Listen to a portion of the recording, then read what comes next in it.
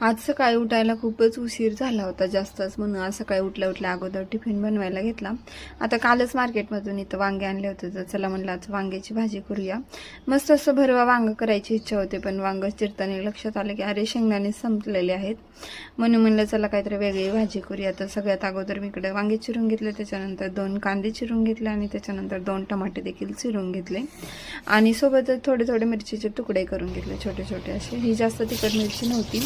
थोडं जास्त कढईमध्ये तेल टाकलं. आता मला उशीर झाला होता म्हणून वांगे शिजायला खूप उशीर लागणार होता, म्हणून काय केलं, जास्त तेल टाकलं आणि वांगे मस्त असे तळून घेतले, म्हणजे कसं शिजायला जास्त उशीर लागणार नाही म्हणून. आता त्याच कढईतलं तेल कमी केलं आणि त्याच कढईत भाजी करायला घेतली. तर वांगे बऱ्यापैकी शिजले होते. जिरे टाकले, मोहरी टाकली आणि जे कांदा मिरची टाकली होती ते देखील टाकली. तर लसूण अद्रकची पेस्ट केली होती मस्त अशी, ते देखील टाकून घेतली. चांगला असा कांदा परतून झाल्यानंतर त्याच्यामध्ये टमाटर टाकून घ्यायचं. चांगलं जरा थोडं ब्राऊन कलरचं झाल्यानंतर आता बघू शकता असं कांदा तळलेला होता.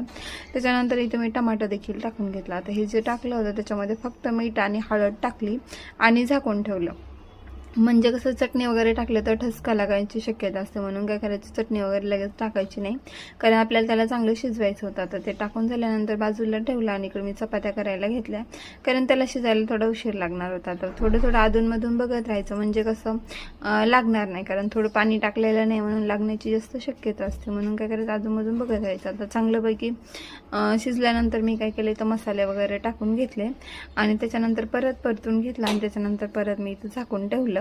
पाणी वगैरे मी काही टाकलं नव्हतं, कारण पाणी टाकल्यानंतर वेळ लागतो आता त्याला शिजायला. तुम्ही बघू शकता किती छान असं तेल आलं होतं त्याच्यामध्ये.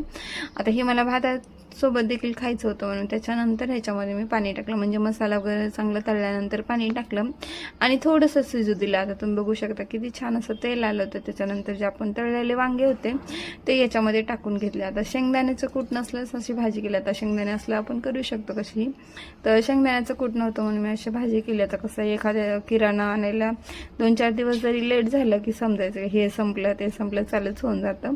तर तसंच काहीसं यावेळेस झालं होतं, म्हणूनच अशी भाजी मी बनवली होती. पण दिसायला पण छान आणि खायला पण खूप जास्त टेस्टी झाली होती.